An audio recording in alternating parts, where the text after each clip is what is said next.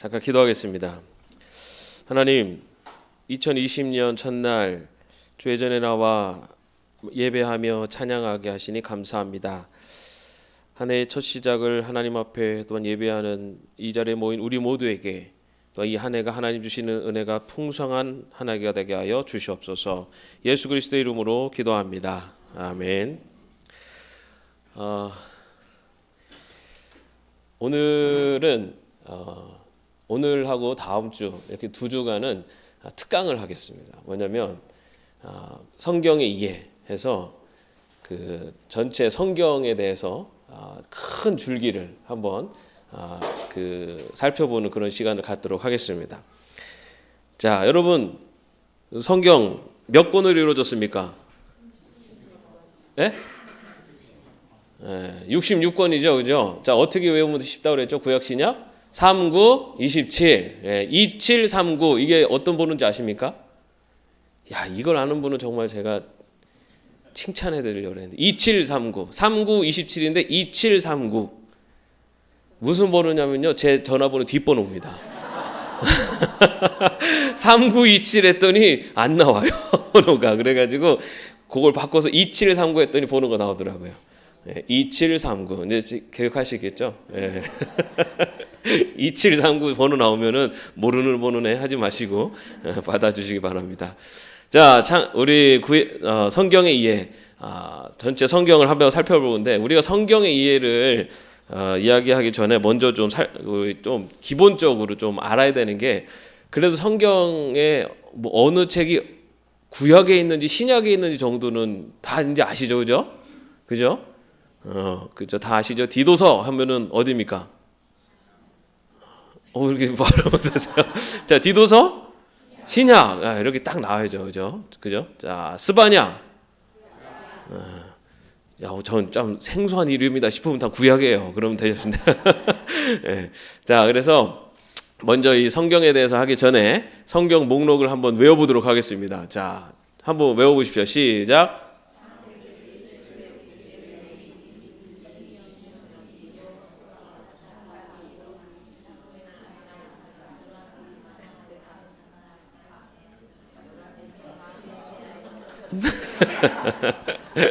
자, 여러분, 이걸 어떻게 다 외웁니까? 대단 그래도 많이 외우시네요. 예. 자, 쉽게 외우는 방법. 자, 노래로 외우면 됩니다. 자, 우리 노래 아실 거예요. 다 아시는 분은 같이 한번 불러보겠습니다. 창세기 출애굽기 레위기 민수기 신명기 여호수아 사사기 르기 사무엘 상하 열왕기 상하 역대 상하 에스라 느헤미야 에스더 욥기 시편 잠언 전도서 아가 이사야 예레미야 해가 에스겔 다니엘 호세아 요엘 아모스 호바댜 요나 미가 나움 하박국 스바냐 학개 스가랴 말라기. 자, 이렇게 외우시면은 그래도 좀 외우시기가 편하실 거예요, 그죠? 다음 주에 한번 테스트 한번 해볼까요? 악보를 필요하신 분들은 악보도 다 준비되어 있습니다. 여러분들 그래도 이 성경에 어느 책이 어느쯤에는 있다라는 정도는 우리가 좀 이제 알아야죠, 그죠? 신앙생활을 뭐 시작한 지 1, 2년 됐으면 성경 찾을 때 막 이렇게 왔다 갔다 해도 좀 이해가 되지만, 그래도 신앙생활 지 그래도 꽤 됐는데 아직도 성경 찾으라면은 막 왔다 갔다 하고 그러면은 조금 성경을 그동안 이렇게 가까이 하지 못했다라는 그 모습을 보여주는 겁니다. 그래서 이제는 그래도 순서 정도는 그래도 이게 이 성경책은 구약 성경에 그래도 후반부에 있더라, 뭐 이 정도까지는 좀 이렇게 알 수 있는 만큼 해주시면 좋을 것 같습니다. 자, 오늘은 구약 성경에 대해서 할 건데요. 자, 구약 성경은 제가 무선 마이크를 든 건요, 제가 좀 앞으로 가서 여러분들에게 질문을 하면서 해볼까. 예. 아니요, 저는 뒷사람부터 질문합니다. 그래서 다음 주부터 이제 뒤에 앉으신 분부터 질문을 할 테니까 이제 앞으로 앉으셔야 됩니다. 아셨죠? 예. 긴장하셔가지고 집중이 안 될 것 같아가지고 질문은 제가 다음 주부터는 뒤부터 하겠습니다. 그러니까 앞으로 앉으셔야 됩니다. 자, 구약 성경의 구조를 먼저 말씀을 드릴게요. 자, 구약은 39권이라고 말씀드렸습니다. 그죠? 39권. 39권이 크게 어떻게 구성되어 있냐면은 율법서, 율법서 5권이 있는데 모세오경이라고도 합니다. 그죠? 모세오경. 자, 그 다음에가 역사서 12권, 그리고 시가서 5권, 예언서 17권입니다. 자, 이렇게 구성되어 있어요. 여러분들 나눠드린 그 자료는 그 자료를 보시면은 그 순서대로 쭉 되어 있는데요.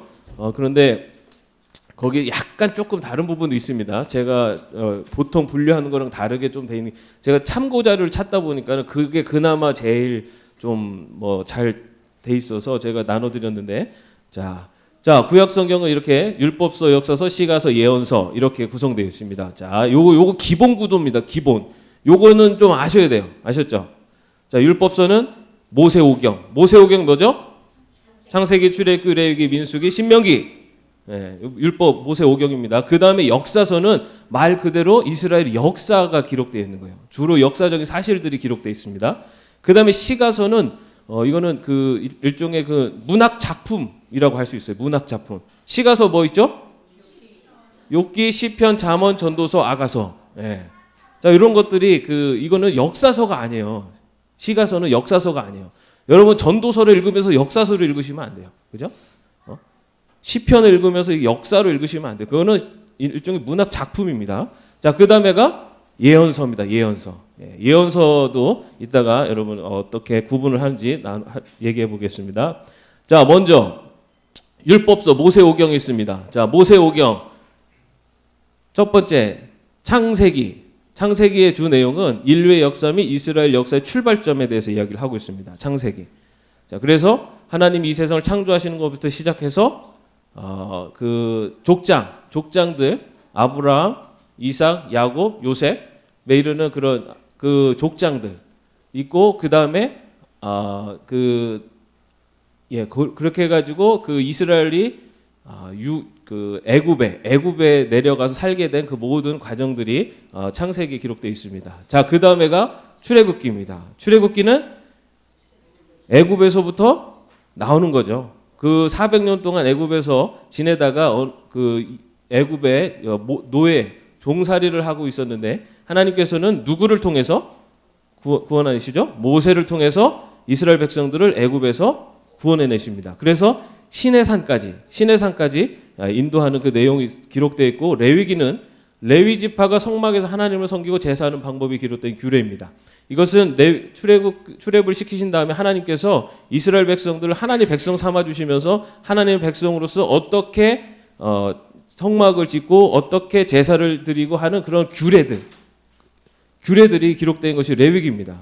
여러분, 그래서 우리가 성경 통독을 할 때 보통 출애굽기까지는 그래도 잘 읽어요.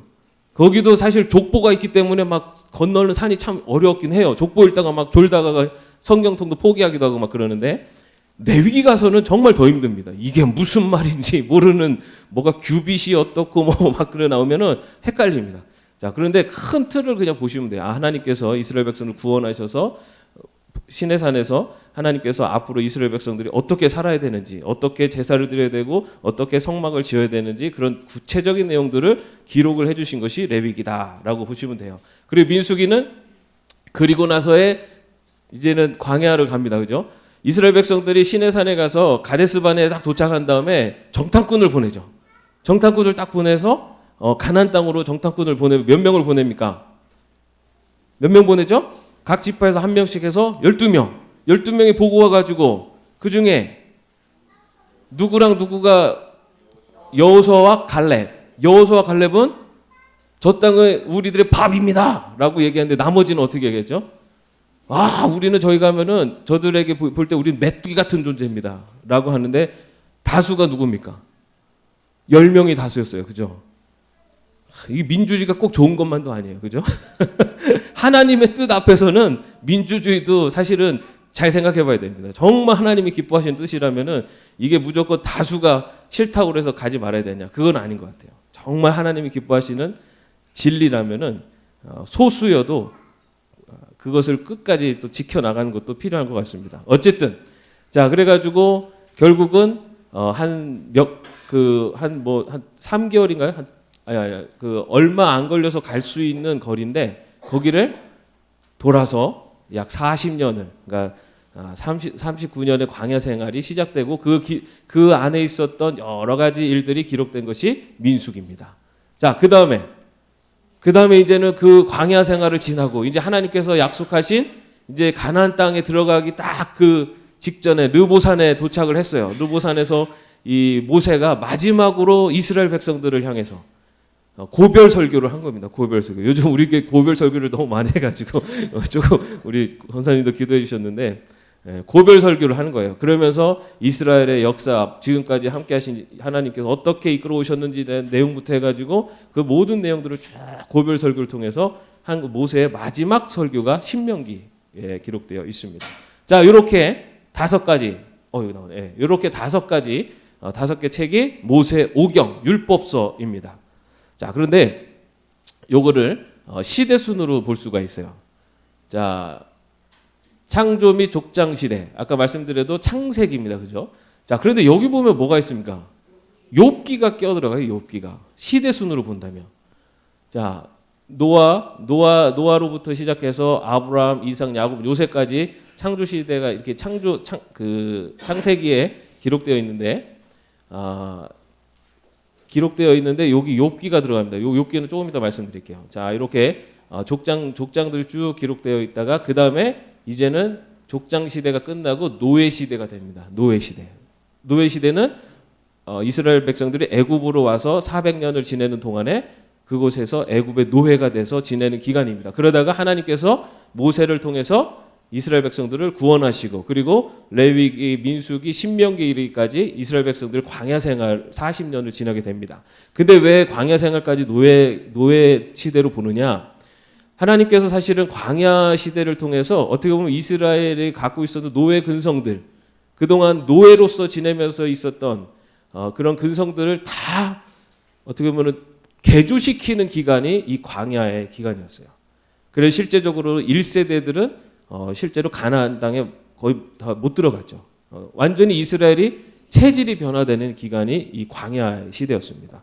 그래서 이 광야 시대까지도 그런 노예 근성들, 이스라엘 백성들의 그런 완전히 그 체질이 변화되는 그런 기간으로 노예 시대라고 그렇게 볼 수가 있습니다. 자, 그래서 될 수 있는데, 근데 여기서 욥기는 아까 뭐라 그랬습니까? 시가서라고 말씀드렸잖아요. 그죠? 시가서, 욥기. 자, 시가서가 뭐뭐 있었죠? 욥기, 잠언, 시편, 전도서, 아가서, 그죠? 자, 그런데 욥기가 분명히 시가서인데 왜 욥기는 우리가 알고 있는 것처럼 욥의 신앙인의 고난을 다룬 내용입니다. 그죠? 근데 이것을 욥기를 하나의 문학 작품으로 그냥 보기도 하지만 또 하나는 그 족장 시대의 한 욥이라는 한 인물로 보기도 합니다. 이거는 조금 해석에 따라 좀 차이는 있는데 그렇게 따질 때는 욥기는 그 창세기에 따르는 족장 시대의 인물로 보게 됩니다. 그래서 이 시가서의 이 순서대로 만약에 분류를 한다면은 욥기는 그 율법서, 그러니까 창세기 그 족장들 그 시기로 이렇게 올릴 수가 있습니다. 그래서 나머지 시편, 잠언, 전도서, 아가, 요 4개와 이 그 하나가 해서 시가서 5권이 있는데 그 중에 욥기는 조금 다른 그 네 시가서와 조금 시대적으로 분류를 할 수 있다라고 그렇게 보시면 될 것 같습니다. 자, 요렇게 해서 구약 성경의 첫 번째 율법서 5권에 대해서 말씀을 드렸습니다. 여러분 지금 제가 말씀드리는 건 신학교에서 원래 한 학기 동안 이렇게 차근차근 해나가야 되는 것들이에요. 근데 여러분들 지금 속성으로 그냥 확 나가니까 잘 이해가 안 되어도 그러려니 하세요. 저도 여러분들 이걸 막 외우시고 기억하시라고 하는 거 아니에요. 그냥 큰 틀을 한번 보시라는 거예요. 예. 자, 이렇게 해서 율법서가 있고요. 그 다음에 바로 이제 역사서입니다. 역사서 12권. 우리 지금 나눠드리는데 보면은 역사서가 17권으로 돼 있어요. 그 왜 있냐면은 여기 그 유인물에는 역사서에 율법서를 집어넣었어요. 그래서 17권입니다. 그런데 율법서 역사서를 사실 분류를 합니다. 역사서 12권이 있는데요. 자, 아까 말씀드린 거 율법서 5권, 역사서 12권, 그다음에 시가서 5권, 예언서 17권 있습니다. 자, 요거는 계속 반복되는데 여러분들 요거는 기본적으로 아시면 좋을 것 같아요. 자, 그러면 이제 역사서에 대해서 한번 말씀드려 볼게요. 역사서. 자, 역사서는 이제 신명기 이후로 여호수아, 사사기, 룻기를 사사 시대라고 그렇게 부르는 기간으로 분류를 할 수가 있습니다. 여호수아 모세의 뒤를 이은 이제 가나안 땅에 들어가기 직전에 이제 모세는 거기서 여호수아에게 지도자로 이제 여호수아를 제 2대 그 지도자로 계승을 해서 이제는 여호수아가 이스라엘 백성들을 이끌고 가나안 땅으로 가게 됩니다. 그때 무슨 강을 건넙니까? 요단강을 건넙니다. 요단강. 그죠? 요단강을 건넙니다. 여러분 우리 성지순례 많이 다녀오셨죠? 요단강이 큰 강입니까? 그죠? 근데 그 당시에는 지금보다는 더 큰 강이었고, 그리고 뭐 요단강도 그 우기 때 범람을 하면은 그 범람하는 폭이 뭐 거의 굉장히 크게 큰 강으로 변하기도 한다고 하더라고요. 지금은 그런데 뭐 이렇게 여기서 이렇게 가면은 건널 만큼 그렇게 작은 강의 모습을 갖고 있는데, 어쨌든 이스라엘 백성들이 가나안 땅으로 들어가는 그 여호수아가 앞장서서 이제 가나안 땅으로 들어가면서 그때부터를 이제 이스라엘 역사서로 구분을 합니다. 그래서 여호수아 그리고 그 다음에 사사기입니다. 사사기는 여호수아가 가나안 땅으로 들어가서 이제는 여리고성도 점령하고 아이성도 점령하고 하면서 그 가나안 땅을 점령을 다 해나갑니다. 그죠? 점령을 해가지고 하나님이 약속하신 가나안 땅을 다 점령을 하고, 근데 다는 못했어요. 다는 못했지만은 그 12지파가 다 땅을 이제 분배를 받죠. 다 12지파가 분배를 받는데, 여러분 12지파 중에 땅을 분배받지 못한 한 지파가 있어요. 누구죠? 레위는 성전을 섬기는, 성막을 섬기고 이스라엘의 신앙 교육을 담당했기 때문에 레위인은 땅 분배를 못 받았어요. 그 대신에 다른 민족들이 그 레위 족속들을 먹여 살려야만 되는 것이 의무조항입니다. 왜냐하면 레위 족속들은 이스라엘의 성전을 섬기고 제사를 드리고 그 다음에 율법을 가르치고 하는 그 역할을 해야 되기 때문에 그 땅을 분배를 받지 않았어요. 그래서 그러면은 왜 12지파에서 레위 지파를 빼면 11지파잖아요. 그죠? 근데 왜 땅이 12개로 나눠졌을까요? 여러분 보시면 12개로 나눠져 있어요. 네. 그렇게 생각해 보셨어요? 왜 12개? 왜 12개일까? 네. 응? 좀 공부 좀 하셨네요. 맞습니다. 네. 요셉의 아들 둘이 또 포함되면서 12명에서 한 명이 빠져 11명이었는데 그 중에 한 명 자리가 둘로다가 더 추가가 됐어요. 그래가지고 12개로 나눠집니다. 자, 자세한 거는 또 나중에 더 깊이 공부할 수 있습니다. 오늘 큰 틀만 보겠습니다. 자, 그런데 그 중에 사사 시대가 있는데, 그렇게 12개로 나눠진 다음에 그 다음에 이제 여호수아도 내려오고, 그리고 이제는 그 어떻게 보면 지도자가 없는 시대가 됐어요. 지도자가 없이 이제는 각 족속들이 그 지파들이 연합이 되는데, 지금으로 말하면 지방 분권이죠. 지방 분권. 각 지파별로다가 평소에는 그 자치적으로 지내다가 만약에 이렇게 어떤 외부적인 적들이 쳐들어오거나 그러면은 그냥 각 지파에서 연합군이 형성돼서 그들과 싸우고 뭐 이런 식으로 이제 되는 시대가 사사 시대입니다. 그런데 이 사사 시대 때 그렇게 이제 외부에서 이방인들이 쳐들어올 때 그때마다 하나님께서 그들과 싸워서 대적하는 그런 그 어떻게 보면은 좀 군사력과 지도력이 있는 사람들을 세웁니다. 그들이 누구냐면 바로 사사입니다. 사사. 그래서 6대 사사와 6대 소사사로 나누는데, 여러분 여기 보면은 그래도 그 뭐 삼손, 그리고 뭐 드보라, 기드온, 예? 이런 사람들은 좀 기억나시죠? 근데 요 밑에 뭐 삼갈, 돌라, 야일, 입산, 엘론, 압돈 잘 기억 안 나시죠, 그죠? 이 대사사와 소사사를 나눈 것은 사실은 이제 그들의 어떤 활약상 또는 그들이 기록되어 있는 문헌의 뭐 이게 성경책에 기록되어 있는 양, 뭐 이런 걸로다가 나눈 거예요. 예, 그래서 여러분 6대 사사는 그래도 우리가 그래도 이름을 많이 들어본 이름입니다. 자, 이렇게 사사 시대 때는 특별한 어떤 이게 그 왕정 체제가 아니었습니다.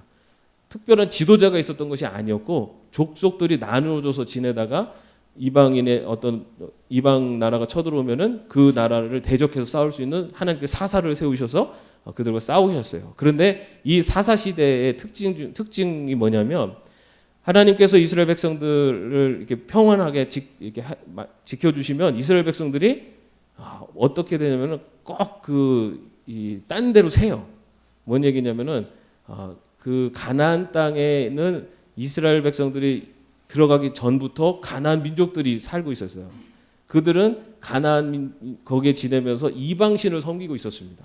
그런데 하나님께서는 사실은 그래서 이스라엘 백성들이 가나안에 들어갈 때 그 가나안 민족들을 다 쓸어버리라 그랬어요.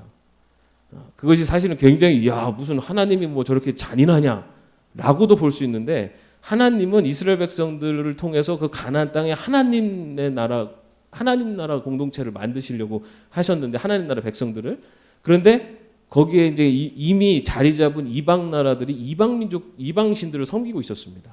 그래서 어쩌면 하나님께서 그 모든 이방 우상 숭배자들까지 모든 우상들까지 싹 없애버리고 하나님만 믿는 하나님 백성 나라 하나님 나라를 만드시려고 했는데 근데 이 이스라엘 백성들이 뭐 우리가 보는 것처럼 그 말씀대로 순종 안 해가지고 막 전쟁에서 지기도 하고 그리고 그 다 쫓아내려고 했더니 화합을 맺어가지고 일부 남겨두고 막 종으로 사용하고 그리고 그 땅은 또 어디는 점령하러 갔다가 또 가서 싸우라 그랬는데 안 싸우고 나왔다가 그럼 싸우지 마라 그랬더니 혼자 또 갔다가 또 막 가서 또 지기도 하고 그러면서 이 가나안 민족들을 다 쫓아내지 못해요.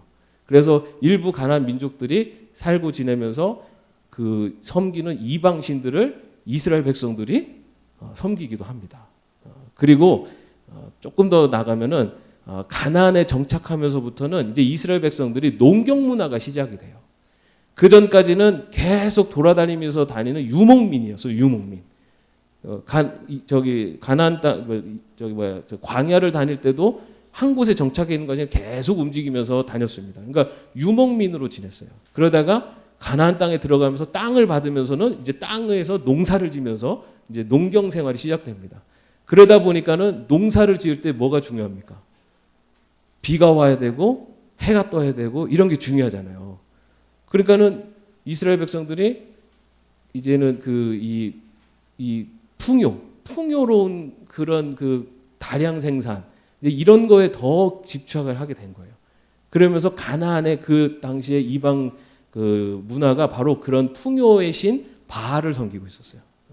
그리고 그 바알과 그 바알의 짝꿍이 되는 아세라 여신 섬기고 있었던 가나안 문화를 이스라엘 백성들이 받아들이게 됩니다. 그렇게 해서 우상 숭배가 시작이 됩니다.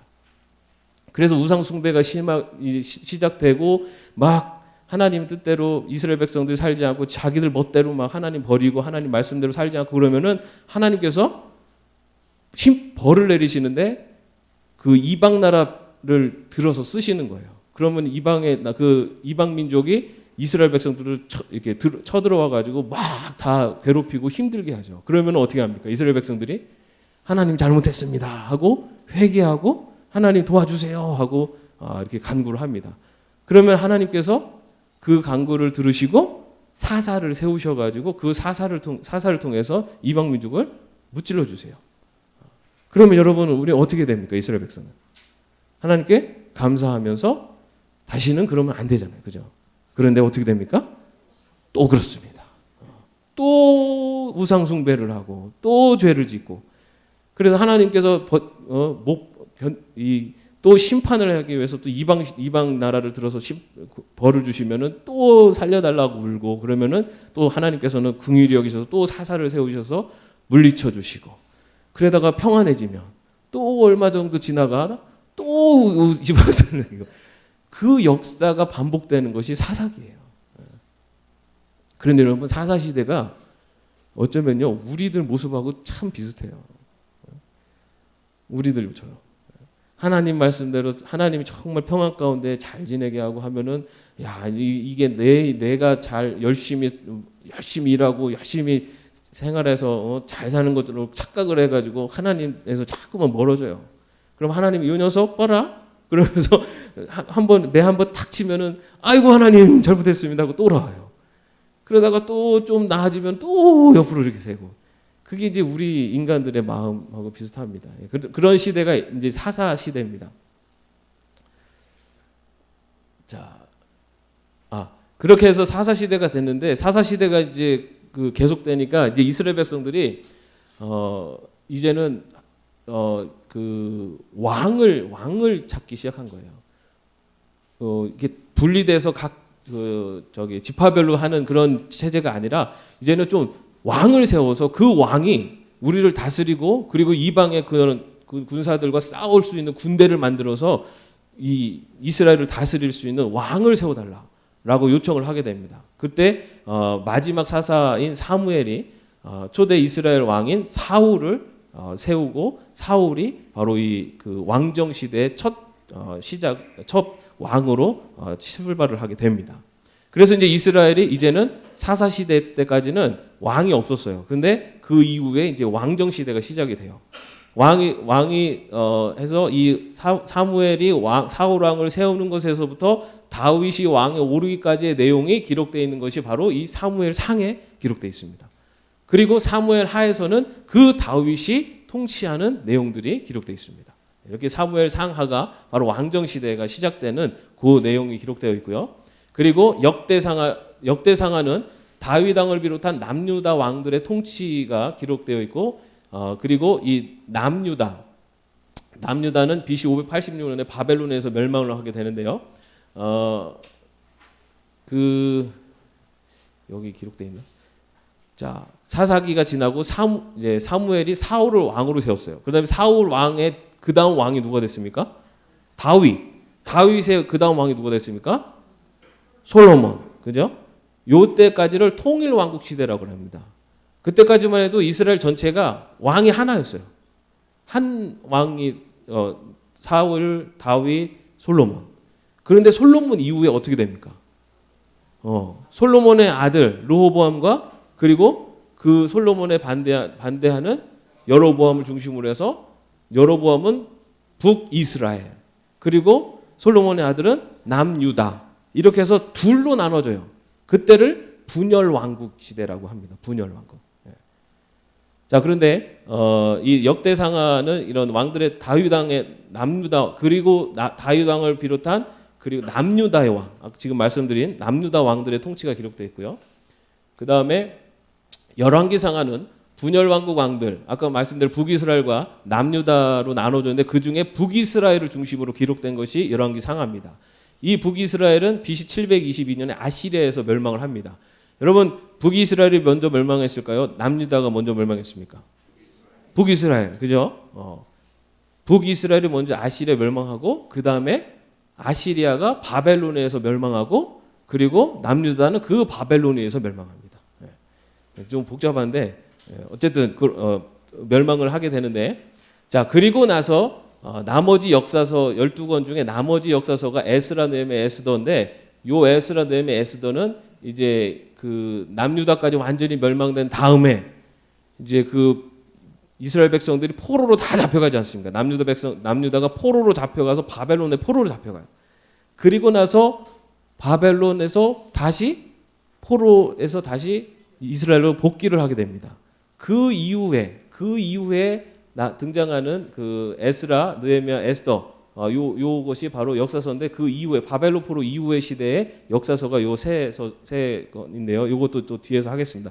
이렇게 역사서가 12권입니다.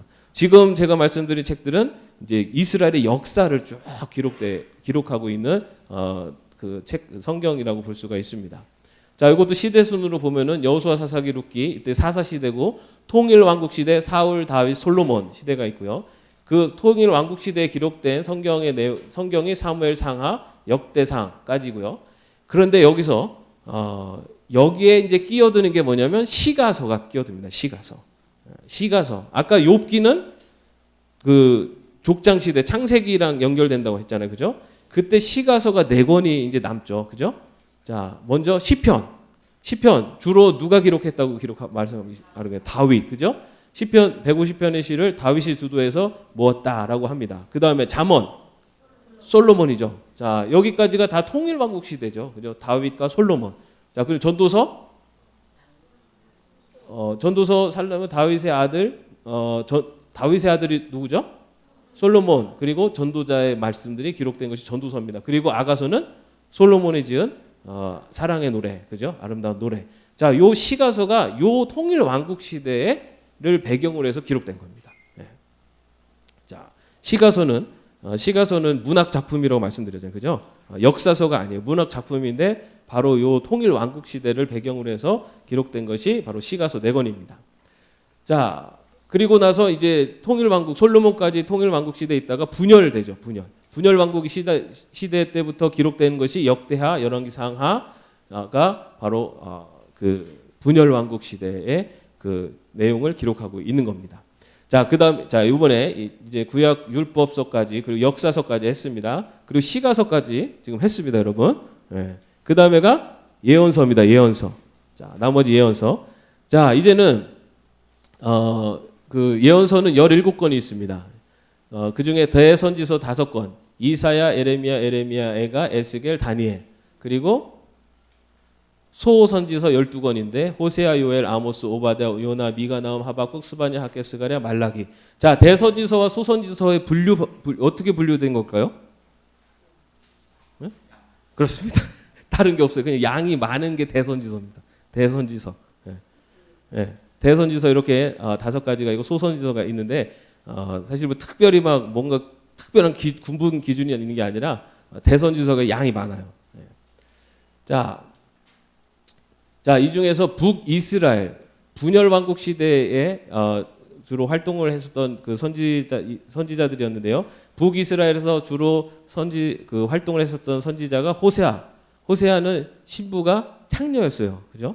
창녀를 데려와서 신부를 삼아서 그 창녀가 막 도망가고 또 잡아오고 또 도망가고 자식을 낳았는데도 도망가고 또 잡아오고 막 이런 것을 통해서 하나님께서 이스라엘 백성들이 그 간음하고 막 이방 우상 숭배하고 그래도 또 잡아다가 또 데려다 놓으면 또 도망가서 또 간음하고 또 우상 숭배하고 또 잡아오고 이 모습을 보여주신 것이 호세아서예요. 네.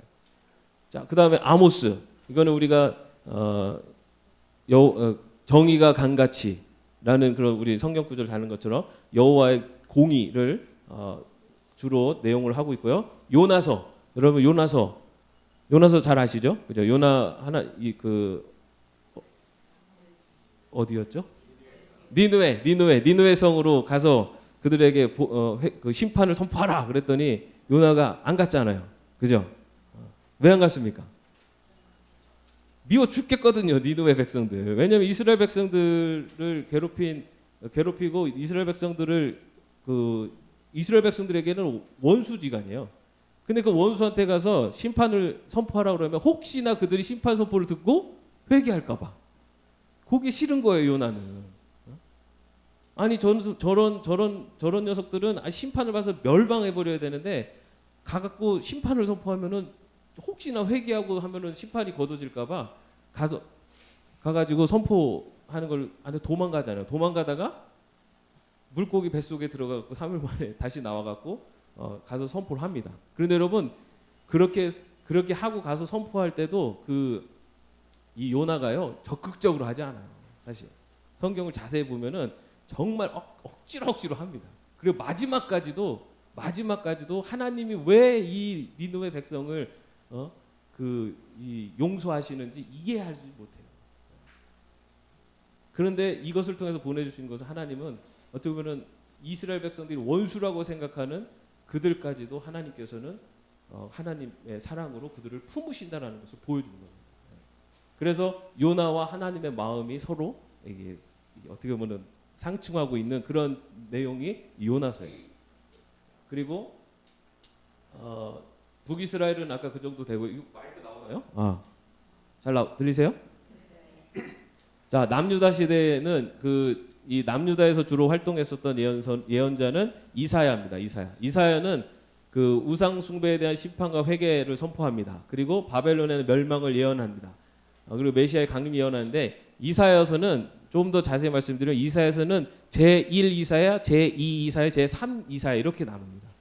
사실은 그거를 다 이사야 한 명이 썼느냐라는 거는 사실은 성경학자들은 그렇게 생각은 안 해요. 왜냐하면 이사야 초반에 1 이사야는 이사야가 주로 썼겠지만 그 뒤에 있는 이사야의 내용들은 이사야를 따르는 제자들 공동체에서 이어서 썼고 당시만 해도 그런 글을 썼을 때 그 당시에 어떻게 보면 유명한 사람의 이름을 대신 써서 그 글의 권위를 확보하는 것이 그 당시에는 그런 기록하는 방법이었습니다. 그래서 이사야를 따르는 제자들 그리고 이사야를 공유하는 신앙 공동체에서 계속 이어서 쭉 썼다라고 그렇게 봅니다. 어쨌든 근데 보통 우리가 분류할 때는 이사야서는 이사야가 기록을 했다라고 합니다. 왜냐하면 이사야의 그런 신앙적인 전승이 그대로 다 관통하고 있기 때문에 이사야가 썼다고 하는데 이사야서는 남유다가 멸망할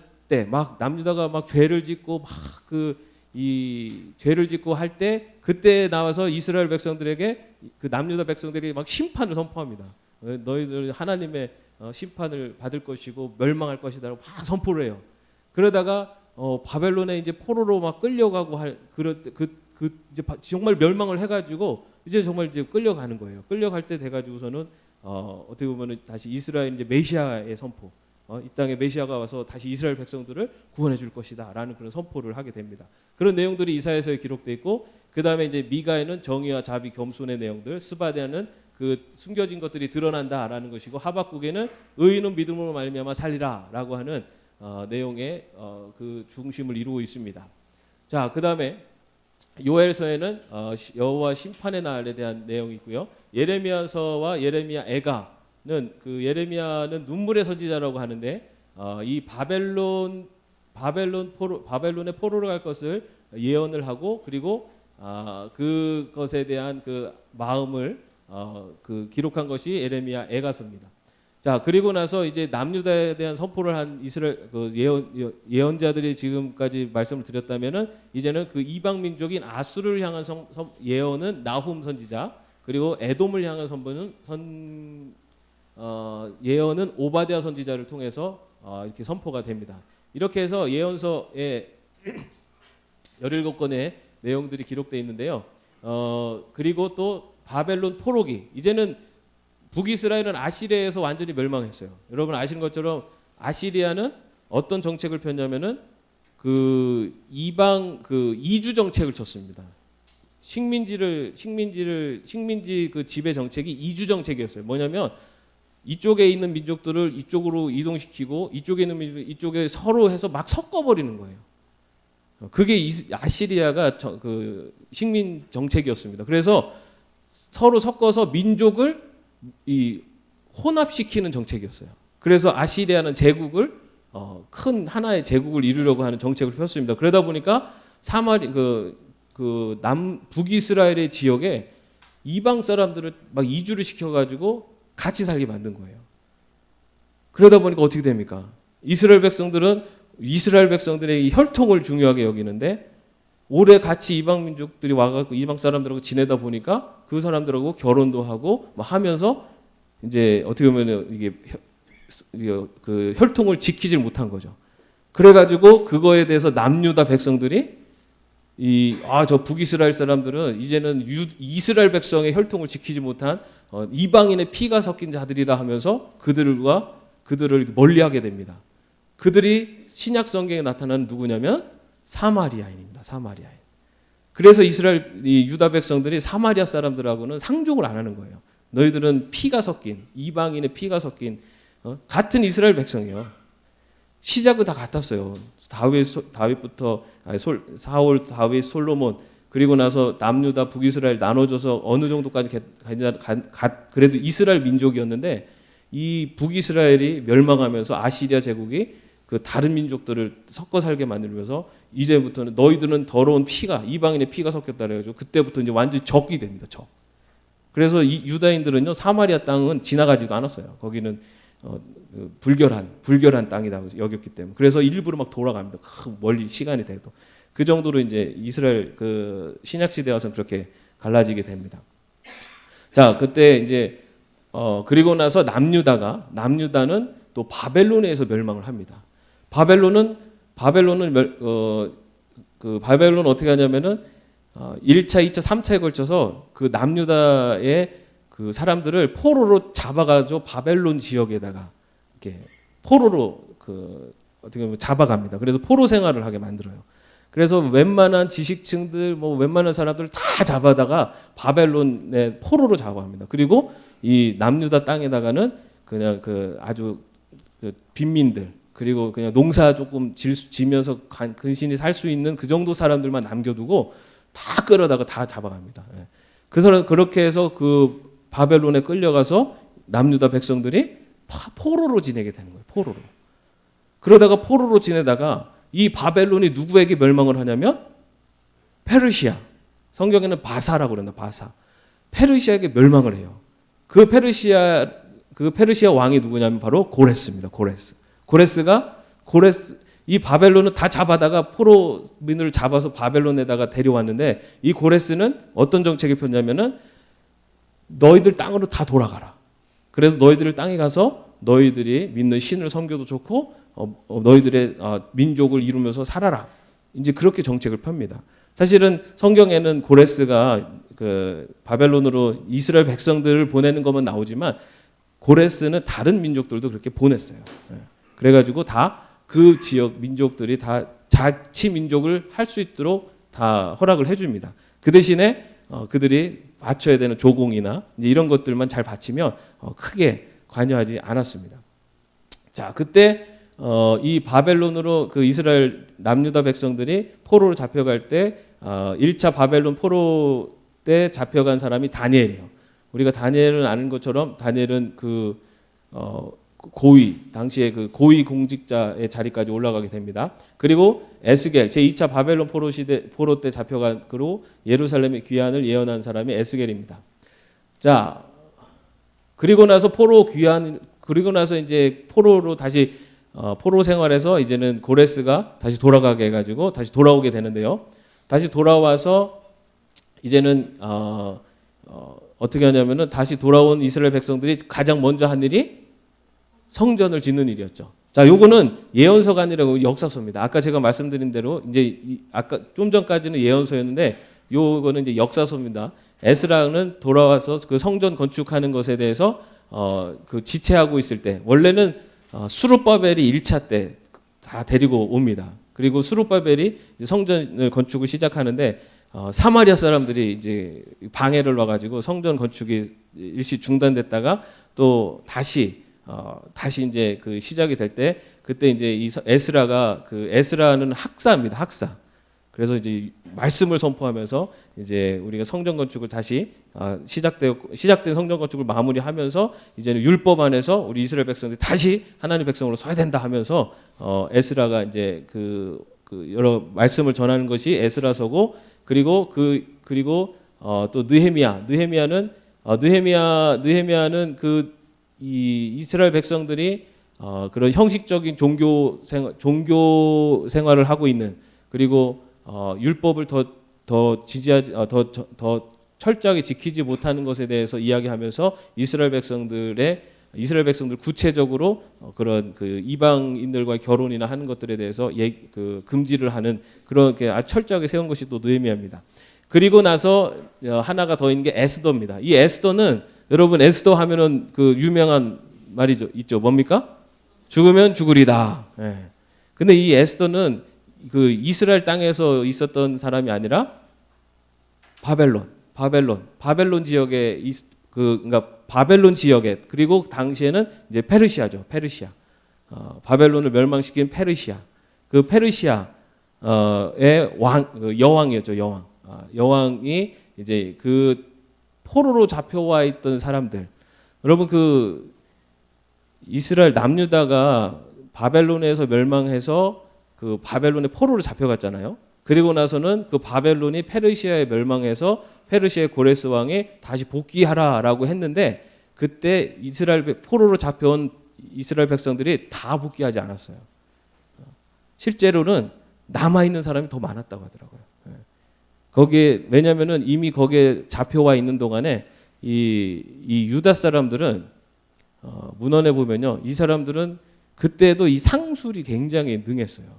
그래서 이미 그 페르시아의 포로민으로 잡혀와 있으면서도 그들이 정착을 해서 사는 사람들이 많았고, 개 중에는 노예를 거느리고 있는 사람들까지 있었다라고 할 정도로 이 사람들이 그때도 아주 이 뛰어났던 사람들인 것 같아요.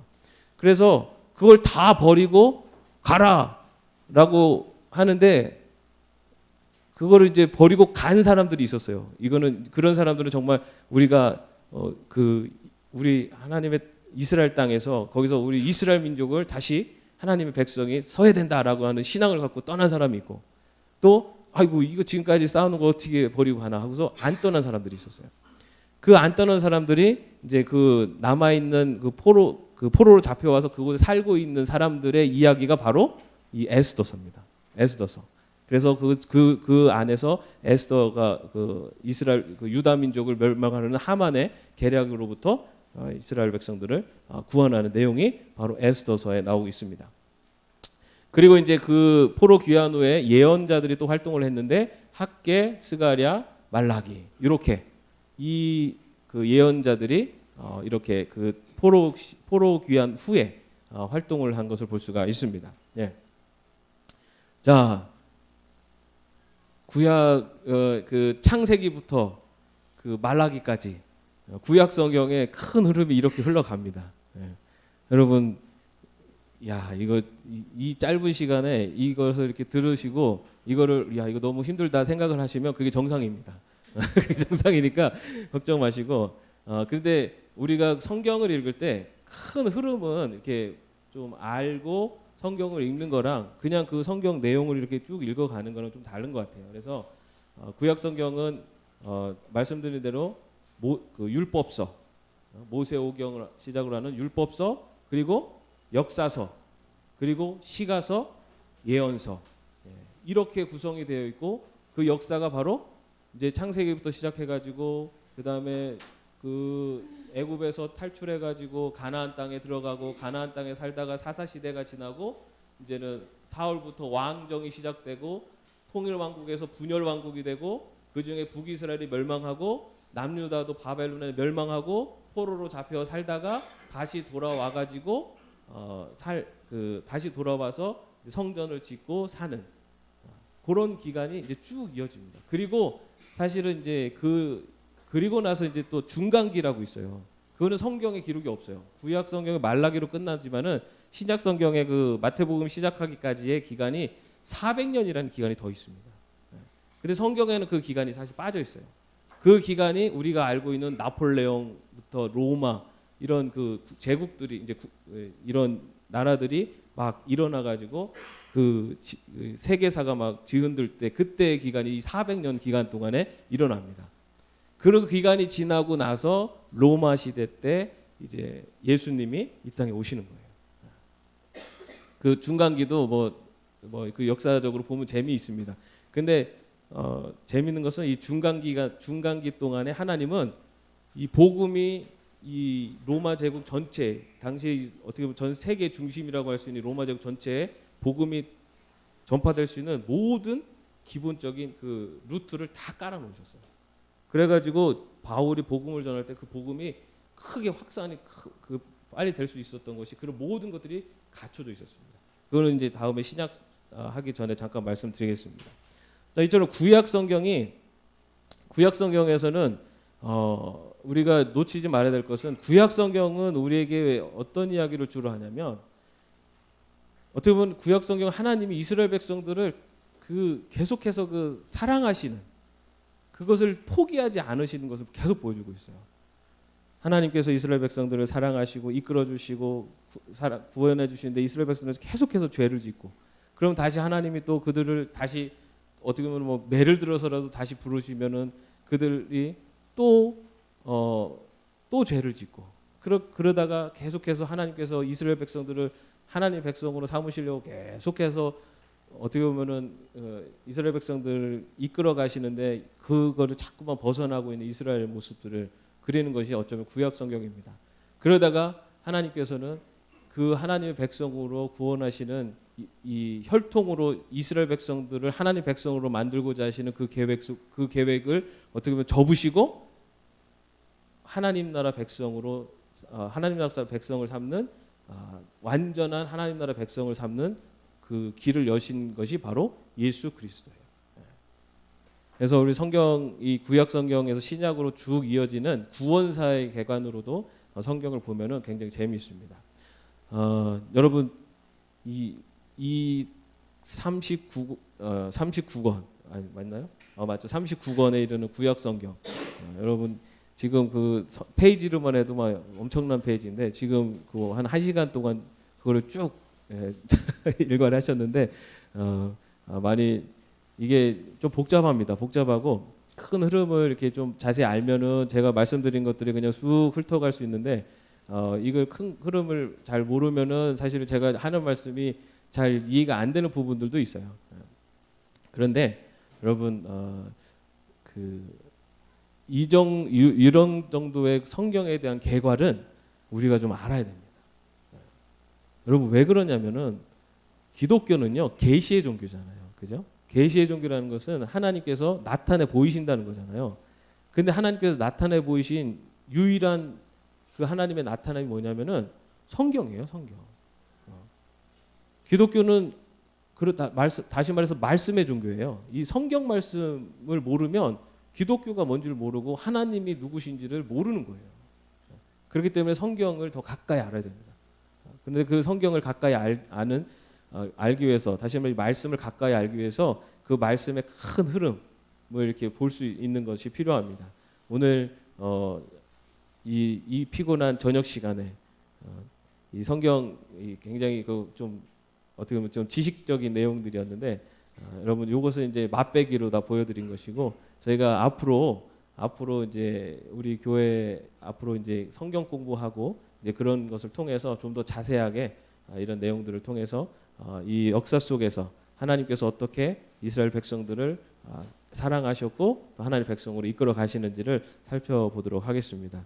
오늘 이렇게 피곤하신데 우리 학생들이 와가지고 지금 굉장히 힘들어요 지금. 이해해요. 나 같아도 힘들 것 같아요. 지금 힘들 것 같은데 그래도 여러분 드리고 싶은 말씀은 우리가 성경을 하여튼 가까이 해야 됩니다. 성경을 읽고 묵상하고 연구하고 공부하고 그것만이 우리가 하나님의 백성으로 온전히 살 수 있는 길을 터득하는 겁니다. 여러분 기도만 하면 절대 안 됩니다. 기도만 하면 안 돼요. 기도만 하면은 잘못된 길로 갈 수 있어요. 제대로 알고 기도를 해야 돼요. 제대로 알기 위해서는 방법은 말씀밖에 없습니다. 말씀을 제대로 알고 그 말씀에 근거해서 기도를 해야지 그 기도가 온전한 기도를 올릴 수가 있습니다. 그래서 저는 제가 목회 철학, 어떻게 보면 제 목회 계획에 대해서 예전에도 말씀을 드렸는데 제가 강조하는 것은 말씀과 기도입니다. 말씀과 기도. 그런데 말씀과 기도 중에 우선순위를 두라면 저는 말씀이에요.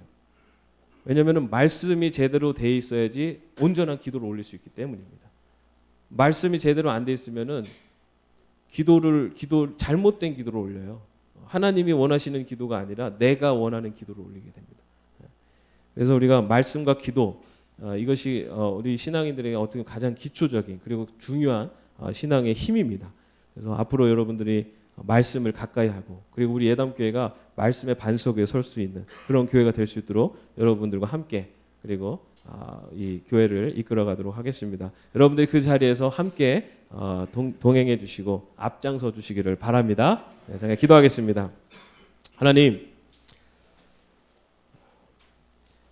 구약의 그 오랜 기간 동안 하나님께서 이스라엘 백성들을 얼마나 사랑하셨고, 그리고 그 역사 속에서 하나님께서 어떻게 하나님의 사랑을 보이시고 이스라엘을 구원하셨는가라는 그 긴 히스토리를 오늘 잠깐 살펴봤습니다. 하나님, 무엇보다도 말씀을 가까이 할 수 있는 저희들 되게 하여 주옵소서. 말씀을 읽고 묵상하며 또한 공부하면서 하나님의 뜻이 무엇인지를, 그 이스라엘 역사 속에서 보여주신 하나님이 원하시는 하나님 백성의 삶의 모습이 무엇인가를 깨달아갈 수 있도록, 그리고 그 깨달음을 우리의 삶 속에서 실천하며 살아갈 수 있도록 인도하여 주시옵소서. 하나님, 늦은 시간 지금까지 피곤함을 갖고 또 이 자리에 참여한 모든 이들에게 하나님이 주시는 또 은혜가 함께하시고 또 말씀이 한층 더 가까워지는 그런 시간이 될 수 있도록 인도하여 주옵소서. 우리가 말씀을 붙잡고 나가는 하나님의 자녀로 인도하실 줄 믿사오며 예수님의 이름으로 기도합니다. 아멘. 하늘에 계신 우리 아버지여, 이름이 거룩히 여김을 받으시오며 나라의 마옵시며 뜻이 하늘에서 이룬 것 같이 땅에서도 이루어지이다. 오늘날 우리에게 일용할 양식을 주옵시고 우리가 우리에게 죄진 자를 사하여 준 것 같이 우리의 죄를 사하여 주옵시고 우리를 시험에 들게 하지 마옵시고 다만 악에서 구하옵소서. 대개 나라와 권세와 영광이 아버지께 영원히 있사옵나이다. 아멘.